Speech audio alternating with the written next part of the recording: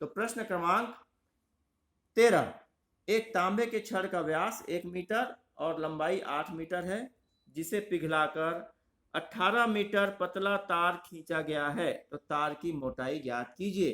तो यहां पर अब हम देखते हैं हल। तो तांबे के छड़ का व्यास, व्यास का मतलब क्या होता है?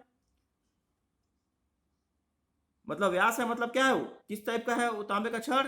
उसका जो सिरा है गोलाकार है, वृत्ताकार है, सॉरी किस किस आकार में है? वृत्ताकार में है। अर्थात वो तांबे का छड़ किस शेप में होगा? बेलनाकार। क्यों? तब तो उसका जो ये जो सिरा है वो क्या कहलाएगा? किस किस आकार में रहेगा? वृत्ताकार में रहेगा। तब वो क्या कहलाएगा? उसका व्यास। क्या कहलाएगा? उसका व्यास।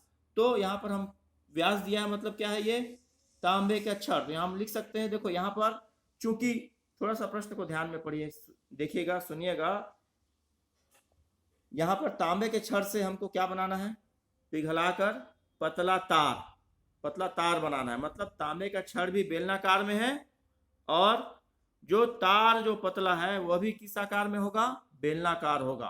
ठीक है। अब चूंकि यहाँ पर दो वस्तु दिख रही है, एक तो पहला तांबे का छड़ और दूसरा पतला तार, तो हमको दोनों की अलग अलग त्रिज्या और अलग अलग ऊंचाई हमको पहले मानना पड़ेगा। तो यहाँ पर हम ज्ञात है ना लिख के हम यहाँ पर इस टाइप के प्रश्नों को कैसे बनाएंगे, देखिए आप लोग के साथ में लिखिए। तो क्या हो जाएगा? यहाँ पर हम मानेंगे कि मान लो तांबे के छड़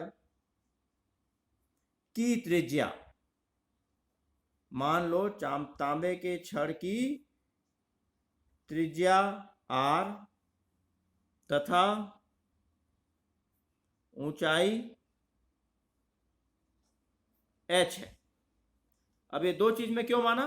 क्योंकि मैं अभी आपको बताया कि जब पिघलाकर एक वस्तु से दूसरी वस्तु बनाई जाती है तो केवल आयतन के सूत्र का उपयोग होता है, और आयतन, बेलन के आयतन का सूत्र होता है पाई r वर्ग h। मतलब उसमें दो ही मान रहता है, एक तो r त्रिज्या का मान हमको मालूम होना चाहिए और एक ऊंचाई। तो हम दोनों चीज को मान लिए कि मान लो तांबे के छड़ की त्रिज्या r तथा ऊंचाई h है, तथा पतले तार, यहां पर दूसरा चीज है पतला तार, तो यहां हम लिखेंगे पतले तार की त्रिज्या, इसको मैं बड़ा आर ले रहा हूं, तथा ऊंचाई बड़ा एच है। क्योंकि दोनों की त्रिज्या और ऊंचाई तो अलग अलग होगी ना, तो इसीलिए दोनों का संकेत भी अलग अलग मान लिए। तांबे के छड़ को त्रिज्या छोटा आर और ऊंचाई छोटा स्मॉल एच है, और पतले तार की त्रिज्या बड़ा आर और ऊंचाई बड़ा एच है, कैपिटल एच है। ठीक है। अब यहां पर हम लिखेंगे, इस टाइप से लिखने के बाद अब लिखेंगे ज्ञात। अब प्रश्न को पढ़ो और क्या क्या ज्ञात है। तांबे के छड़ का व्यास, तो तांबे के छड़ की त्रिज्या हम क्या माने? आर, तो व्यास क्या हो जाएगा? बताइए। अब तो आप याद हो गया होगा, बहुत सारे प्रश्न इस टाइप से बना चुके हैं। तो तांबे के छड़ का व्यास क्या हो जाएगा? 2 गुणित r, छोटा r माने हैं बराबर कितना दिया है? 1 मीटर। कितना दिया है? 1 मीटर। ठीक है। अब इसके बाद हमको त्रिज्या निकालनी है, तो क्या हो जाएगा? इसलिए त्रिज्या r बराबर कितना? 1/2 मीटर। और उसके बाद क्या दिया है? लंबाई 8 मीटर। किसकी? तांबे के छड़ की लंबाई, तांबे के छड़ की लंबाई। और लंबाई को मैं क्या बताया था कल, उसको हम क्या मान सकते हैं? ऊंचाई भी बोल सकते हैं। तो ऊंचाई h बराबर कितना दिया है? 18 मीटर। 18 मीटर। उसके बाद बोल रहा है, सॉरी 18 मीटर नहीं, 8 मीटर। कितना दिया है? 8 मीटर। यहां पर देखिए लंबाई 8 मीटर है। इसे पिघलाकर 18 मीटर पतला तार खींचा गया है। मतलब ये 18 मीटर क्या है? पतले तार की लंबाई, पतले तार की लंबाई। अर्थात इसको ये भी क्या हो जाएगी? इसकी ऊंचाई। और पतले तार की ऊंचाई हम क्या माने हैं? कौन सा संकेत माने हैं? बड़ा एच। ये हो जाएगा बड़ा एच बराबर कितना? 18 मीटर। और अब हमको क्या ज्ञात करना है, देखिए तार की मोटाई। तो यहाँ पर अब हमको पतले तार की मोटाई ज्ञात करना है।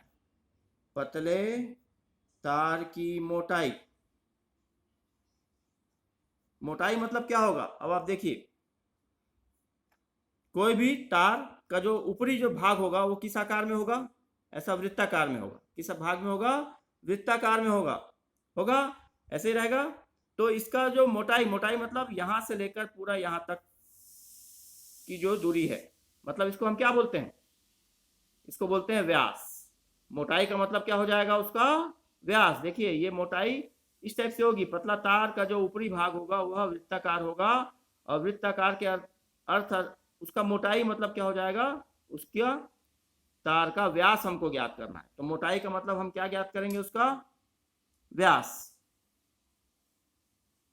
व्यास, और व्यास क्या होता है, 2 गुणित, यहां पर हम त्रिज्या क्या माने, बड़ा, तो 2 गुणित r बराबर क्या करना है,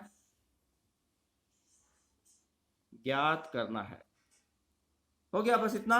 अब देखिए यहां पर चूंकि तांबे के छड़ से किस क्या बना रहे हैं हम, पतला तार। तो मैं बताया था जब किसी भी एक वस्तु से दूसरी वस्तु बनाई जाती है और किसी की माप अगर ज्ञात करनी है, यहाँ पर देखिए माप ज्ञात करना है, संख्या ज्ञात नहीं करना है, यहाँ पर माप ज्ञात करना है। तो जब माप ज्ञात की जाती है तो दोनों के आयतन को हमको बराबर कर देना है। तो हम क्या करेंगे, इसलिए यहाँ पर सॉरी इसलिए नहीं, यहाँ पर लिखेंगे चूंकि तांबे के छड़ से पतला तार बनाया गया है, क्योंकि तांबे के छड़ से पतला तार बनाया गया है, इसलिए क्या हो जाएगा, दोनों का आयतन आपस में बराबर। बस इतना ही याद रखो, दोनों का आयतन आपस में बराबर, मतलब जिसका मान ज्ञात करना है, यहाँ पर किसका मान ज्ञात करना है, पतले तार का। ठीक है, तो हम इसके आयतन को बाएं पक्ष में रखेंगे, जिसका मान ज्ञात करना है उसको बाएं पक्ष में रखो तो आसानी हो जाता है। तो क्या लिखेंगे हम यहाँ पर, पतले तार का आयतन बराबर क्या हो जाएगा,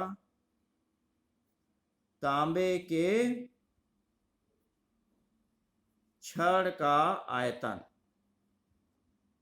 पतले तार का आयतन बराबर तांबे के छड़ का आयतन। बस यही सूत्र है। आपको देखिए बहुत सरल है ये प्रश्न, थोड़ा सा लंबा इसलिए लग रहा है आप लोग को क्योंकि मैं थोड़ा समझा के बता रहा हूं आपको, लेकिन आपको हर प्रश्न में इस टाइप में ऐसे ही करना है।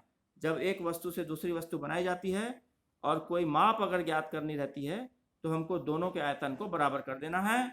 लेकिन यहाँ बाएं पक्ष में किसका आयतन रखेंगे हम, जिसका मान हमको ज्ञात करना है। तो यहाँ पर पतले तार का चूंकि माप ज्ञात करना था मोटाई, इसलिए हम उसके आयतन को बाएं पक्ष में रख दिए। अब सूत्र रखो और हल करो। तो पतला तार, तार किस आकार में है मैं बताया था, बेलनाकार में, और इसकी त्रिज्या और ऊंचाई हम बड़ा कैपिटल माने हैं। तो क्या हो जाएगा इसका आयतन का सूत्र, पाई आर वर्ग एच। बस इतना ही है, पाई आर वर्ग एच बराबर तांबे के छड़ का आयतन। तो तांबे का छड़ भी बेलनाकार है, लेकिन इसकी त्रिज्या और ऊंचाई हम स्मॉल माने हैं। तो क्या हो जाएगा ये, पाई आर वर्ग एच। पाई आर वर्ग एच बराबर पाई आर वर्ग एच। तो क्या होगा, दोनों तरफ से पाई पहले ही कैंसिल हो जाता है, पाई बटे पाई, ये इधर आके बटे में आ जाएगा पाई। तो पाई और पाई कैंसिल हो गया। अब मान रखो आर, आर का मान यहाँ पर कितना दिया है नहीं मालूम, हमको आर निकालना है। तो ये हो जाएगा आर वर्ग गुणित एच, कैपिटल एच कितना दिया है देखिए 18 बराबर स्मॉल आर कितना दिया है देखिए 1/2 मीटर। तो यहाँ पर हम क्या रखेंगे, आर वर्ग के जगह क्या हो जाएगा 1/2 का वर्ग गुणित एच, स्मॉल एच कितना है 8। तो यहाँ पर हो जाएगा 8। बहुत आसान हो गया अब तो। अब इसको सिर्फ पक्षांतर करना है और हल करना है। तो पहले मैं एक बार और लिख रहा हूँ, आर वर्ग गुणित 18 बराबर, पहले घात 2 हटा रहा हूँ तो क्या हो जाएगा ये 1/2 गुणित 1/2, 2 बार हो जाएगा गुणा गुणित 8। अब 18 को इधर पक्षांतर कर दो तो ये हो जाएगा आर वर्ग बराबर 1/2 गुणित 1/2 गुणित 8 बटा कुछ नहीं है मतलब 1 गुणित, अब इधर 18 को इधर पक्षांतर कर रहे हैं तो 18 बटे क्या था ये 1, पक्षांतर होगा तो क्या हो जाएगा 1/18। ठीक है, अब इसको काट के देखिए, अगर आंसर हर में भाग जाता है क्या, तो ये भाग जा रहा है, 2 एकम 2, 2 सॉरी 2 चौक 8, फिर से 2 एकम 2, 2 दूनी 4, 2 और 18 में भाग जाएगा, 2 एकम 2 और 2 निया 18। तो यहाँ पर हमारा क्या आ गया, देखिए आर वर्ग बराबर कितना मिल गया, ऊपर तो केवल 1 बचा है, तो 1/9 एकम 9, 1/9। ठीक है, अब यहाँ पर हमको वर्ग हटाना है, त्रिज्या निकालनी पड़ेगी ना, तो आर बराबर क्या हो जाएगा, वर्ग हटाएंगे तो दाहिने पक्ष में लग जाएगा वर्गमूल। क्या लग गया, वर्गमूल। अब वर्गमूल निकालिए, तो वर्गमूल आर बराबर 1 का वर्गमूल 1 होता है और 9 का वर्गमूल 3 होता है, 3 तिया 9, तो आर बराबर क्या आ गया, 1/3 मीटर। लेकिन हमको त्रिज्या का मान निकालना है क्या, नहीं। अब हम देखिए ज्ञात करना है, हमें क्या लिखे हैं हम, पतले तार की मोटाई हमको 2 गुणित आर ज्ञात करना है, तो यहाँ पर हम क्या लिखेंगे, 2 गुणित आर निकालेंगे, क्या हो जाएगा, इसलिए पतले तार की मोटाई बराबर कितना हो जाएगा, 2 गुणित 1/3 मीटर, 2 गुणित आर था, तो 2 गुणित 1/3 मीटर, अर्थात 2 एकम 2/3 मीटर। ये हो गया हमारा उत्तर, ये हो गया हमारा